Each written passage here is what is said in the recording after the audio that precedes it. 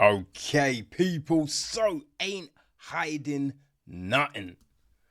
This is another four deuce joint from the man Daniel Glenn-Barbour. He wrote, he directed, you know what I mean? As we know he does, right?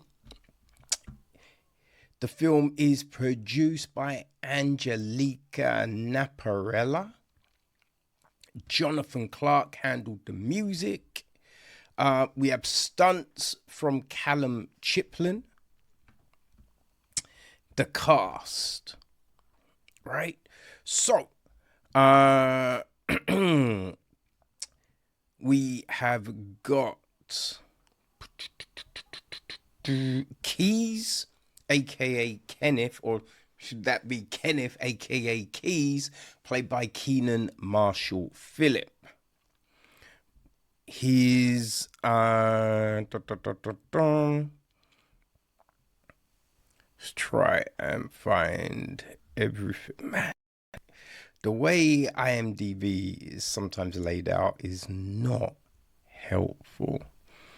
Right, so we've got Kenneth's brother, Josh, played by Russell Chimura. There is his friend Jay, played by Jason Brown. We've got Kenneth's dad, played by Gavin Bennett.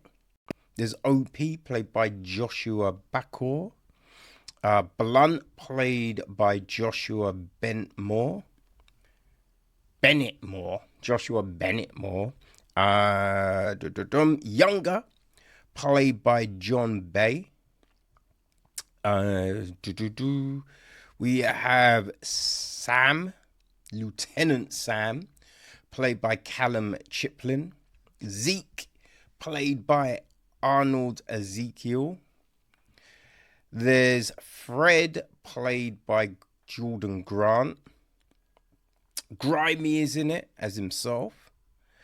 There's one of the foot soldiers, played by David Luggs. Another, played by no other than Daniel Glenn-Barbour. We've got Badder, played by Michael Mamadou. Kay, played by Kaylee Rainton. Trigger, played by Sadiq Said. Peter is played by Kirk Smith. Handler, played by Jamie Swall. Terra, played by Samuel Spring. Charlie, played by Stephen Stallone Thomas. Tiff, Thomas. Who else do we have? And Tiff is Kenneth's girlfriend. Handler's cousin, played by Ross Thompson. Larry, played by Makai Teskiri. Yeah, I think that's everyone, really.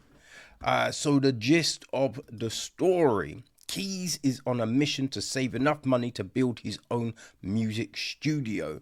Jay's influence of selling drugs to purchase it quickly leads them down a path unexpected for their age. So, yeah, no, I was interested to check this one out, right? Now, this is the director's cut, because Daniel went back and made some tweaks to the original, right? So, yeah, I'm curious. Now, it opened up, right, with lyrics. Because, you know, this is, rap is part of the backbone of the film, so we open up with lyrics. And what was interesting, I thought, was with the lyrics, we've got the words and imagery to represent what is being said, like, come up on the screen. I thought, yeah, that's an, you know what I mean, a different way to start things. You know, so I thought that was kind of cool. Some of the images I feel could have been better, but I was like, all right, let's go, you know? So yeah, it's just this look at this guy, right, who's wanting to be a rapper, right? That's been the dream. But, you know what I mean? It's like being able to afford everything and then wanting everything straight away, right? Because, you know, he's friends doing him a favor. Pete is doing him a favor of mixing some tracks.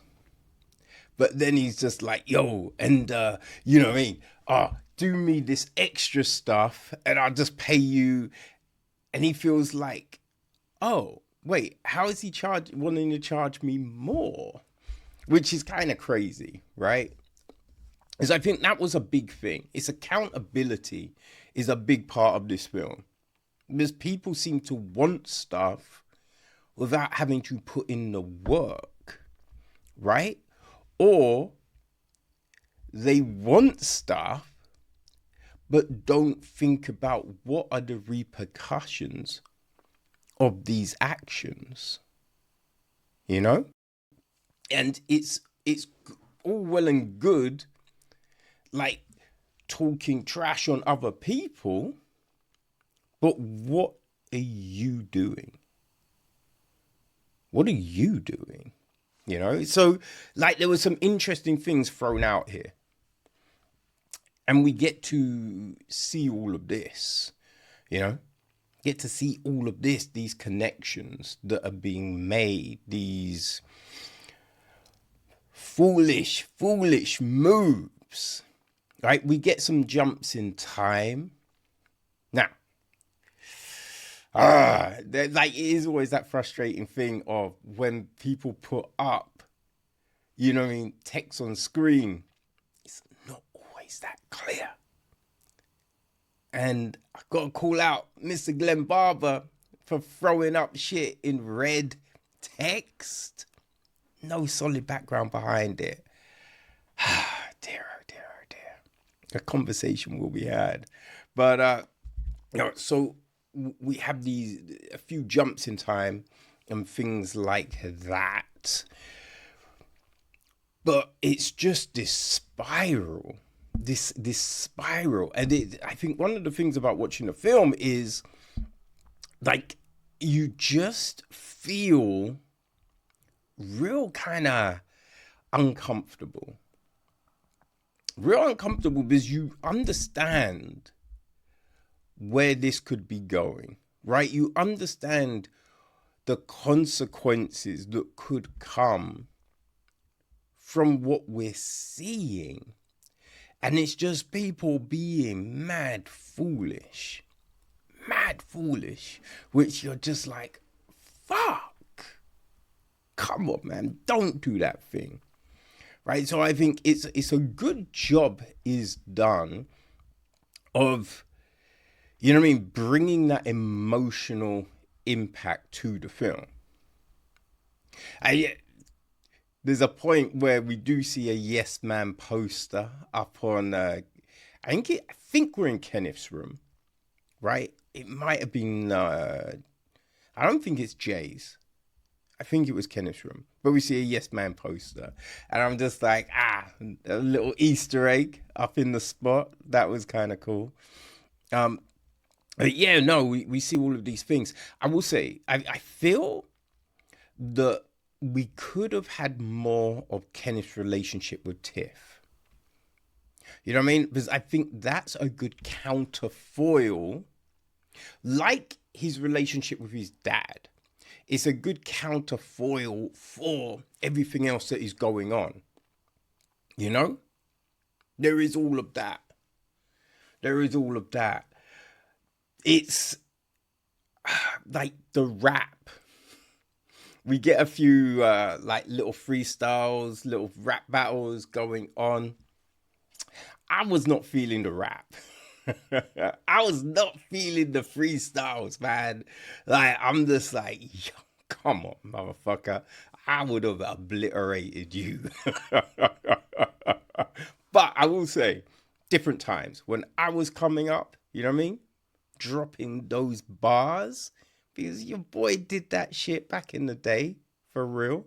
Yeah, it was a different time. It was definitely a different time. Grime is like UK rap. It's kind of like getting lost with grime. You know what I mean? People like the difference between the lines are blurry. So it's not to say it's bad. It's just not it wasn't my thing, right? It wasn't my thing. Now I'm sure there's a load of people that dug it. But yeah, not my thing. Not my thing. But it was good to get those things in because it's the culture, right? It's the environment they're growing up in. And it's something that can cause the friction. So we're seeing all of that nonsense. All of that, all the friction that is getting built up. And you know what happens? Friction leads to electricity. And electricity can fuck you up. And boy, people are making so many bad moves in here. So many bad moves.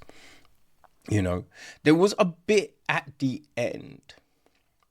There's a bit at the end which was interesting. Now, there's a part, I feel it's midway. Or just over midway through the film. And we see a character. And you know he's sitting next to someone. And we get a little glimpse, but not a full glimpse. But then the camera is positioned in a way where we can't see the person. So just in that moment, I figured, okay, something is happening here. But it's just like, okay, where could we be going with this? Now, I didn't suspect the reveal we get at the very end. But I was kind of like, how could that happen without anyone knowing? Right? I wasn't sure about that. Right? How could that happen without anyone knowing? Now, I can't remember what was in the full cut of the film. Now, maybe there was some scenes that fleshed that a little bit. I can't remember, people. But yeah, I was a bit like, I don't know, man. Like, I'm not mad at it, but how's that kept a secret, you know? So there's all of this going down. I think something that shows like all of these different dynamics, all of these different relationships. I think you buy the relationships, you buy the scenarios, because man, you know this shit happens. People getting teased leads to resentment. People wanting things quick can lead to foolishness, right? And I think one really good scene, one really standout scene was with Kenneth and his dad, right? And Kenneth is like frustrated and, you know, venting, and he's trying to call his dad out on some shit. And his dad is just like, I try and help you. I try and give you knowledge, and you don't want to listen.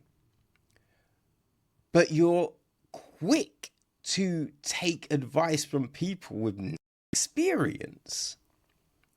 And that is so poignant, right? That is so poignant, because how often does that shit happen? You know what I mean? You don't want to listen to someone giving you some advice, but you'll take advice from someone that hasn't done shit, right? It's always a funny thing when, you know, someone's in a relationship and people are like, yo, you should leave your girl. Your girl's a mess. Blah, blah, blah, blah, blah. You know what I mean? And they're like, oh, you think so? You think so? right? And they're taking that from someone who ain't even in a relationship, right? Who ain't been in a relationship for time, you know, whose like last relationship fell apart because they were doing foolishness, but you would take advice from that person? Crazy, right? And so when the dad drops this knowledge, it's just like, that's so right, right? Because that was to do with the scenario we see in the film, but you might not be Kenneth, you know what I mean? But I bet you have been in a similar thing, right? Where you haven't listened to sage advice and you've gone along like a lemon with stupidness from some of your supposed friends. You know what I mean? Supposed friends. So yeah, I thought this was a very solid film, right? It's always interesting with this stuff because, you know, we've looked at Yes Man, we've looked at D-Jam, you know, we've been looking at Making a Short as that's been dropping. So it's watching, you know, Glenn-Barbour like evolve in his career. You see these changes. And it's really, it's a great thing to see. You know, I will say there's probably a bit too much not mood music per se. I don't know if I would have used as many musical beds underneath the dialogue. You know what I mean? I'm not, you know what I mean? But that kind of thing, it's a personal taste, I suppose. Right? And some of the acting, I think for the majority, everything is solid. Some of it, a little bit shaky. But for the most part, everything was solid. Right? The scenarios, as I said, you believed them. Right? Because this is shit that you see all the time. You know? So yeah, if you enjoyed Yes Man, right? If you enjoyed D-Jam, if you've enjoyed, right, these stories that deal with, you know, street culture, like, you know what I mean?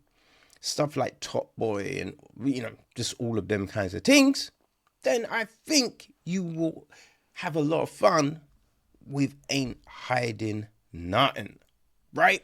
It's available all over the place. It's on Apple, it's on Amazon, it's on YouTube.